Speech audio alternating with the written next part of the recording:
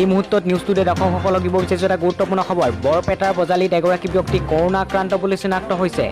বজালীৰ পুঠিমাৰীৰ চাউলবাৰী গাঁৱৰ জগদীশ তালুকদাৰে যোৱা ২৭ জুনত গুৱাহাটীৰ পৰা নিজ বাসগৃহলৈ আহিছিল আৰু ২৬ জুনত তেওঁ লখৰাত নিজৰ স্বাব নমুনা দি আহিছিল।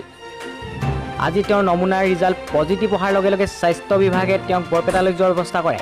উল্লেখযোগ্য যে বিগত ৩ দিনত জগদীশ তালুকদাৰে হোম কোৱাৰেণ্টাইন নাথাকি ওচৰৰ অঞ্চল তথা মইনামতি বজাৰত ঘূৰি ফুৰিছিল, যাৰ বাবে এতিয়া সমগ্ৰ অঞ্চলটো গণসংক্ৰমণৰ আশংকাত ভুগিছে। বৰপেটাৰ পৰা প্ৰাঞ্জিত দাসৰ ৰিপৰ্ট, নিউজ টুডে।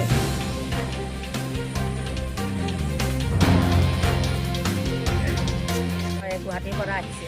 কি নাম আছিল তেখেতৰ? শ্ৰী জগদীশ তালুকদাৰ। এতিয়া পজিটিভ হৈছে তেখেতৰ। পজিটিভ হৈছে।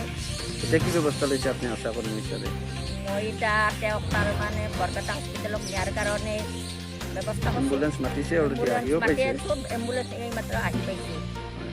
তেখেতৰ আৰু তেখেতে কোনোবা স্থানীয় সেই কৰিছে নেকি? কৰিছে নেকি? তেওঁ কৰিছে বজাৰকো গৈছে, মইনামতিকা বজাৰত যাব।